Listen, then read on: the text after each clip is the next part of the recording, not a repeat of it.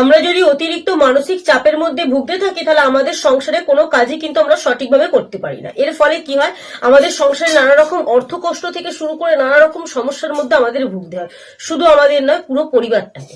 তো তখন আপনি কি করবেন, এই 11টা লবঙ্গ ব্যবহার করে এই কাজটি করে ফেলুন, দেখবেন মানসিক চাপ থেকে কিন্তু আপনি খুব সহজেই বেরিয়ে আসতে পারবেন। তার আগে বলে রাখি, এই কার্তিক মাস চলাকালীন কিন্তু আপনি অবশ্যই প্রতিদিন একটি করে তুলসী পাতা সেবন করুন। তবে যে গাছের পুজো করেন সেই গাছ থেকে কিন্তু তুলসী পাতা আপনি তুলবেন না, অন্য গাছ থেকে আপনি তুলসী পাতা তুলে প্রতিদিনই কার্তিক মাস চলাকালীন একটা করে খেয়ে নিন। এছাড়াও ঘিয়ের প্রদীপ প্রজ্বলিত করুন সকাল সন্ধ্যে। একটা তামার পাত্র নেবেন, তাতে 11টি লবঙ্গ, কিছুটা পরিমাণ কর্পূর নিয়ে সেটিকে আপনি আপনার ঘরের যে কোনো একটি কোণে গিয়ে পুড়িয়ে দিন।